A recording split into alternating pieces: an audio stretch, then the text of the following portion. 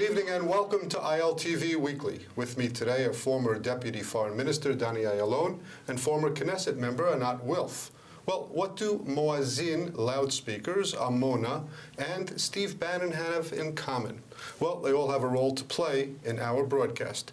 We start with the Moazin, those tall, thin minarets built on top of mosques, mostly fitted with loudspeakers that blare out a Muslim call to prayer 5 times a day. We're all in favor of freedom of religion, but what happens if those calls are so loud that it disturbs the life of non-Muslim and even Muslim neighbors? Well, the Prime Minister is supporting a law that would severely limit the noise pollution. There's a lot of fallout. But before we begin our discussion, let's hear these comments from Prime Minister Netanyahu. פעמים רבות שפנו אל האזרחים, לכל חלקי החברה הישראלית, בני כל הדתות, שקובלים על הרעש, על הסבל שנגרם להם מרעש עודף שמגיע להם מכריזות בתי תפילה. ישראל היא מדינה שמכבדת את חופש הדת של כל הדתות, וישראל גם מחויבת להגן על מי שסובל מעוצמת רעש יתר של כריזות. כך נהוג גם בערים רבות באירופה. כך נהוג גם במקומות שונים בעולם המוסלמי, ששם הגבילו את עוצמת הכריזה מתוך התחשבות בכלל התושבים. אני תומך בחקיקה ובאכיפה דומה במדינת ישראל. Well, both of you, I understand, live outside of hearing distance from Moazin. I don't. I lived in Jerusalem, now I live in Har Adar, surrounded by 3 Arab villages. We're in very good relations with them, and they wake us up every day from those Moazin at 4 in the morning. Where do their rights end and my rights begin, or not? So there's no doubt that if you look at the issue itself from a very narrow perspective, of course, there should be a limitation.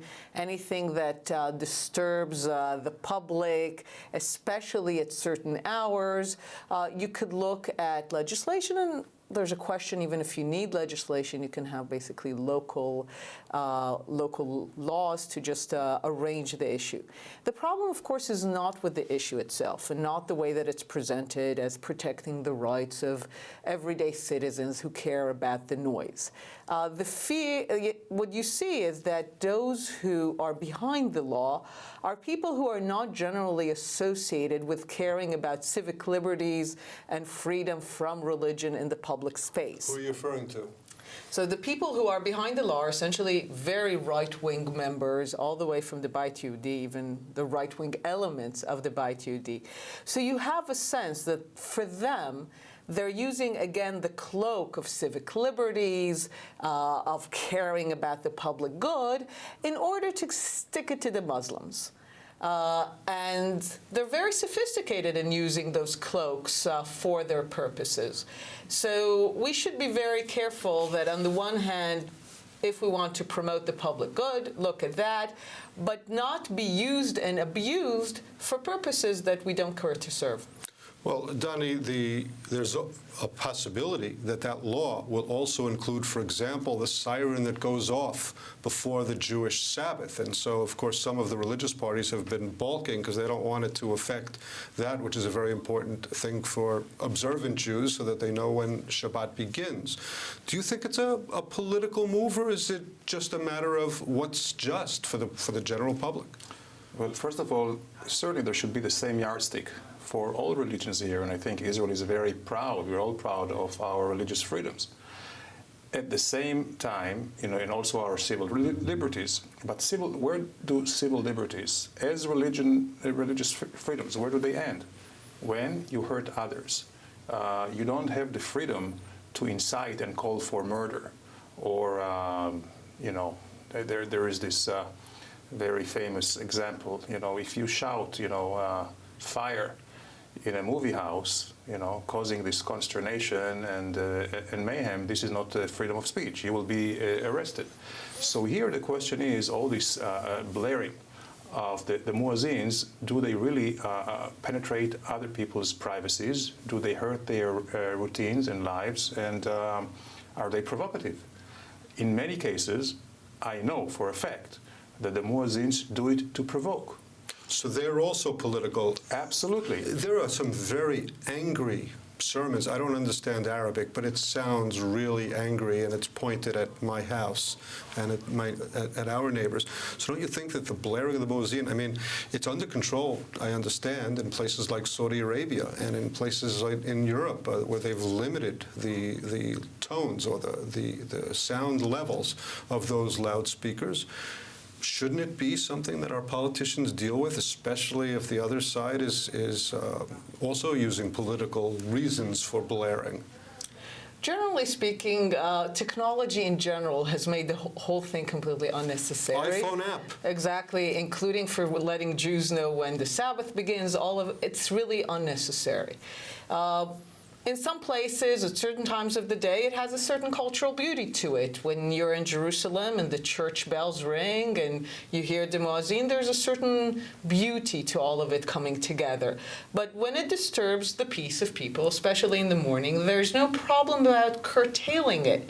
And I'm all in favor of curtailing it. I'm all in favor of curtailing in general all elements of public display of religion and other elements that hurt the public peace.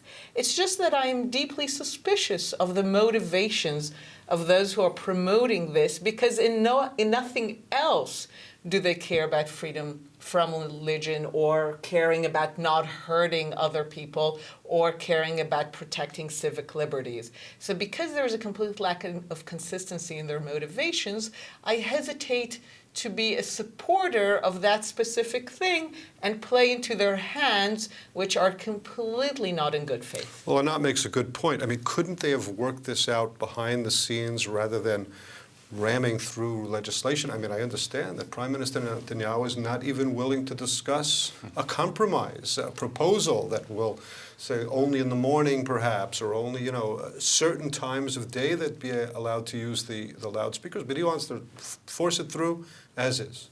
No, I agree that it could have been done in a more elegant way, if you will, in a less obtrusive, in a less kind of stick it in your eye way. But I think, Steve, what we see here, this muezzin phenomena and the suggested law, is only a symptom to a much deeper problem, which may turn our, if not already, we already missed the train of keeping the conflict to the national facet only. But we are now in the midst, I'm afraid, of a religious war. And very much it's the Palestinian Authority, it's also the Islamic movements here in Israel who incite, who just spew the lies about Israel's intentions to destroy what they call the Haram al-Sharif. All this creates such an atmosphere, a very, very explosive one. And in this case, I think the Israeli government and legislature should be the responsible adult. I mean, do what you need to do, but again, in a different way, which would be against noise altogether. All right, we have to move on. The Israeli High Court has been pressing for about 10 years for the removal of the Amona settlement outpost. The current date for expulsion has been set for December 25th, but several coalition parties are pushing for a law that has already passed its preliminary reading that would, in effect, create a new law to bypass the High Court so that Amona and its residents can remain in their homes. But is this the democratic way to go? Let's hear these comments. We expect the right-wing government to implement a right-wing solution. And this is the right solution. This is the just solution to let us stay and live here and to compensate any Arab who has a claim, real claim over the land, who can prove it. This bill is a bill of normalization to finally tell them you are no longer second-class citizens. We consider all settlements illegal, whether they are on public land or private land. But now it extends the confiscation of territory to private Palestinian land where settlers and the illegal Israeli occupation can steal, outright theft, Palestinian land, whether for public Palestinian use or private Palestinian property, in order to expand its settlement project, destroy the two-state solution, and at the same time impose greater Israel on historical Palestine. Well, much of Amona was forcibly evacuated back in 2006. ILTV's Dennis Tzin did a report back then for Israel Television. It did not go peacefully. The severity of the clashes that erupted at the Amona outpost today were unprecedented in scope and brutality. Hundreds were injured, both troops and anti-evacuation protesters. Some 100 people were taken to hospitals in Jerusalem. One policeman was airlifted to hospital in very serious condition. Police officials have launched an investigation as to how come so many settler supporters arrived at the site after the area was declared out of bounds to civilians and the access roads were all closed off. It's believed that many of the protesters sneaked onto the hill during the night via the adjacent fields. A last-minute appeal to the High Court gave the settler demonstrators a final chance to prepare and barricade themselves against the expected onslaught. At just after 10 in the morning, following the High Court rejection of the appeal, the order was given and the troops moved on to the site, accompanied by bulldozers and earth-moving equipment. The clashes erupted instantly. Protesters threw rocks and debris, including paint bombs and eggs at the policemen, inflicting scores of injuries. The troops responded with force. During the riots, a number of right-wing Knesset members were injured, including Efi Eitam and Ariel Eldad. Eitam said he was accosted by a baton-wielding mounted policeman. Eldad said his arm had been broken. The settlers accused the security forces of using excessive force. However, most of the evacuees to hospital were policemen. All 9 buildings were demolished one by one during an intense 3.5-hour period. This was the first forced evacuation since the August pullout from the Gaza Strip and northern West Bank. Settler leaders accused acting Prime Minister Ehud Olmert of staging the face-off as an election gimmick. The evacuation was seen as a test case for the government, which announced it would uphold the law at all cost.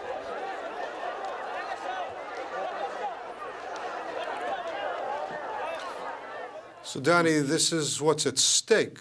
Are you fearful that come December 26th, if we have another forceful evacuation of Amona, first of all, the government won't stand. There could be Jewish lives at risk and so on. Are you fearful that this could be repeated? Well, I certainly have concerns. This Amona took place about a year after the evacuation, the uprooting from Gaza, which went relatively peacefully. But here, Steve, the issue is not settlement policy. It's much bigger than that. It's about the core of Israeli democracy, the status of the Supreme Court, and no democratic country can retroactively legislate. As much as I feel for the settlers, I believe that this stance on Amona could really endanger and undermine the, I would say, the position of the entire settlement activities in Judea and Samaria. And here, I think you have to be more responsible. At the end of the day, it's very uncomfortable to be uprooted, but there are alternative places for them. There are solutions for them. And I think here they will have to bite the bullet. All of us travel abroad. We represent Israel in different forums. We explain Israeli policy.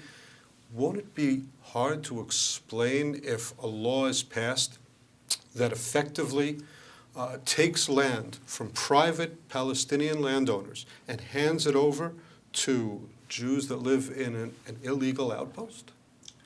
It's entirely indefensible, and what we're seeing in this law is the growing shamelessness and greediness of the settlement movement. It has always worked by implicating the State of Israel in increasing efforts to engage in activities that never enjoyed any kind of international sanction. And I personally sincerely hope that with this they will realize the limits of their ability to engage in these actions. And I really think that they have gotten to the point that they no longer see how detestable it is. Even people who did support the settlement project, the old school, view this as going way beyond the pale, essentially stealing land from people. it also undermines the entire story of Israel and Zionism. All around the world, there's an ongoing effort to paint Israel and Zionism as greedy colonialists, land grabbers, where so much of our legitimacy lays on our claim that we have a right to self-determination in the land. When we go forward and pass laws like this, we begin to undermine not just the settlement project in general, but the very case for Zionism. So I do sincerely hope that in this case, the settlers and the settler movement will finally come against the power of the state, the power of the law, and realize that there's only so much greediness that will be sustained. Well, let's look at the political side of this. Moshe Kahlon, the finance minister, who is from a Likud background, but he's kind of painting himself these days as a centrist that won't do anything to harm the Supreme Court. He voted in favor in the first preliminary reading. He says he's demanding changes. Do you think that a political solution will be found that will water down the bill so that it's somewhat more acceptable? Or are we heading to a real clash that could actually bring down the coalition? I hope a political solution will be found because I don't see this coalition going anywhere, and I believe this was the backdrop for Kahlon's, I would say, elasticity in his position towards that. He is the last one who wants elections at this point, and they play chicken, quite honestly. It was Netanyahu and Kahlon. Netanyahu threatened him to go for elections, and of course he doesn't want to do that, Kahlon, right now. So hopefully there will be some, pulling themselves and getting their senses, especially the government, because once the Supreme Court has its resolution, I don't think there is way back. Well, not Naftali Bennett from Abayat Yehudi, the education minister. He was elected. I mean, this is his platform, is saving Amona and working for the good of the settlement movement. He's going to push all the way, or as far as he has to push in order to make this happen in an acceptable way.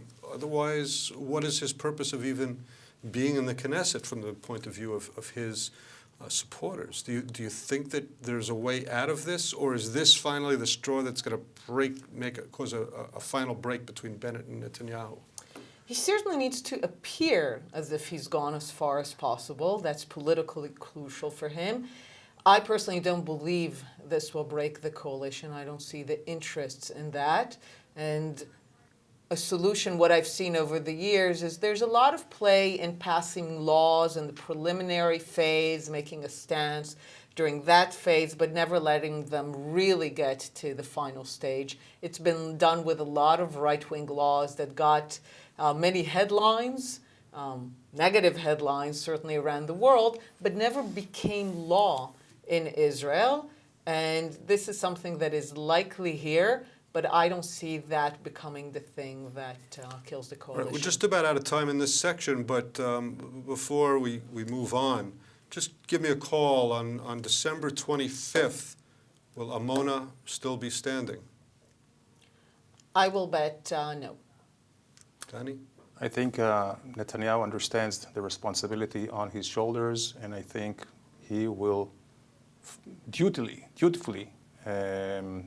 remove the community? Yes, absolutely. So December, or the Tuesday after December 25th, you two will be back and we'll examine exactly how that went. Israeli officials are scurrying to coordinate with the incoming Trump administration. Defense Minister Avigdor Lieberman announced that as a result of his contacts, Israel should limit itself to build only in settlement blocks in the West Bank. The Israeli ambassador in Washington, Ron Dermer, consulted with the Trump staff. He made it clear that Israel can and will work with top Trump deputy Steve Bannon, who some Jewish organizations, and even his ex-wife, have accused of anti-Semitism. Let's hear Dermer's comment. I just wanted to say that Israel has no doubt that President-elect Trump is a true friend of Israel. We have no doubt that Vice President-elect Mike Pence is a true friend of Israel. He is one of Israel's greatest friends in the Congress, one of the most pro-Israel governors in the country. And we look forward to working with the Trump administration, with all the members of the Trump administration, including Steve Bannon, in making the U.S.-Israel alliance stronger than ever. Thank you. Donnie, I don't know if you envy or not Ron Dermer at this point. He's got a new Trump administration to deal with. He stood up there and went against, I would say, the feelings of 90% of the American Jewish community by saying that he will work with Steve Bannon. He went out of his way to say it. Why would he do that? Well, I think we must give Bannon, certainly Trump, the benefit of doubt. Except one, near as I know, one testimony of his estranged wife. There is no other evidence about any anti-Semitism.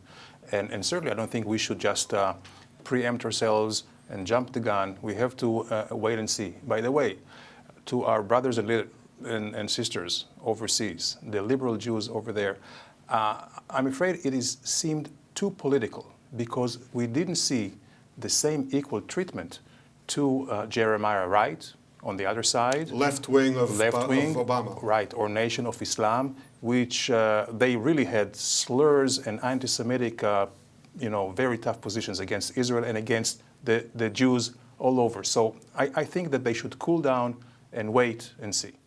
So we don't yet know, of course, what the Trump administration is going to do. We've heard a few names of key appointments.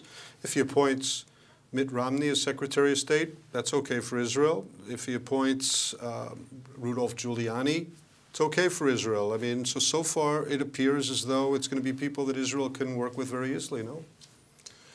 On specific policy issues, it might be true. In general, I think people are reading too much into the tea leaves at this point of the Trump administration because nobody really knows what the policy of the administration will be, including the administration itself.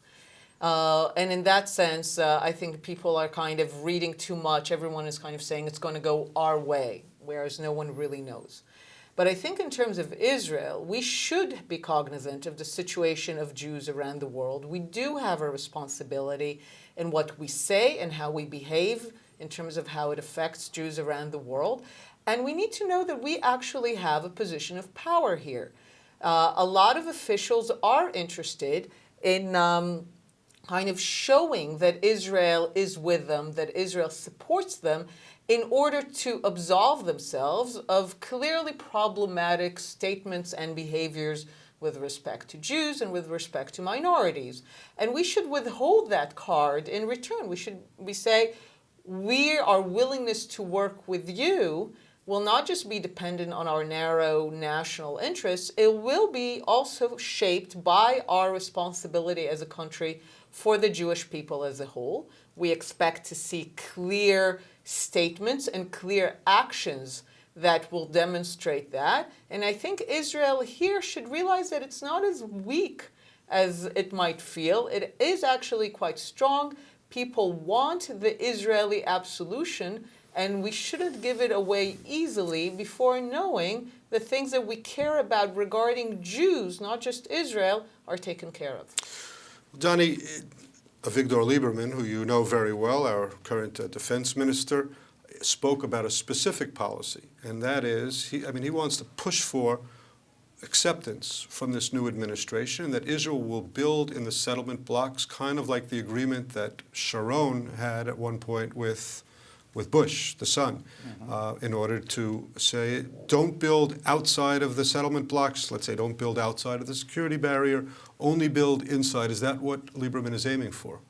Well, I would say at this point, before we see the crystallization of the new Trump administration and policies, the appointments and the policies, I don't think that there would be any wisdom in saying or suggesting the Trump administration how to do things and what to do. I think so is it a mistake by Lieberman to do that in your view? It is a mistake by Lieberman, as it is a mistake by Bennett, and on the other side saying, well, we should now build all over. End of the Palestinian state, Bennett said. He went, right. It was like a congratulations, that's the end of the Palestinian state. Because, one lesson I do remember very, very vividly from Washington is that A, they don't want to be surprised, B, they don't like when they are, put by, the facts are being taken without them. I think that if we want to start the relationship, unlike the last 8 years, Obama and Netanyahu, on the basis of mutual trust and respect,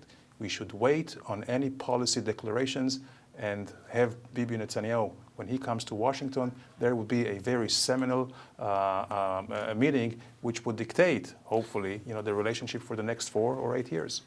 We're almost about out of time, but I wanted to ask you this, Anat. There's been a story going about that Huckabee, Mike Huckabee, former presidential candidate, and a guy who I would say is way to the right of Naftali Bennett on Israeli issues. He's here a lot, he visits the West Bank and so on, that he could be the ambassador from the United States in Tel Aviv, and he's going to be there in order to move the embassy, physically if he has to, over to Jerusalem and place it there. Think that's going to happen, and is it a good thing for the Jews?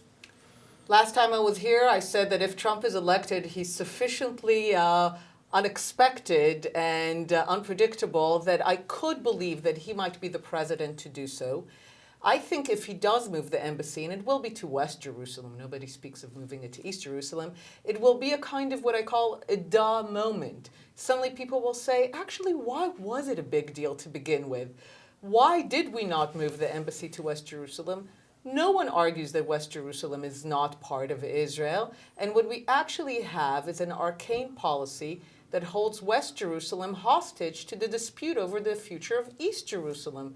There's no need for that. And if they do move the embassy, I would actually think it will be a moment where many people will say, should have been done a long time ago. All right, we'll have more time to talk about this. We're out of time for today, although I think that Mike Huckabee might not move to West Jerusalem, but rather to Ir David.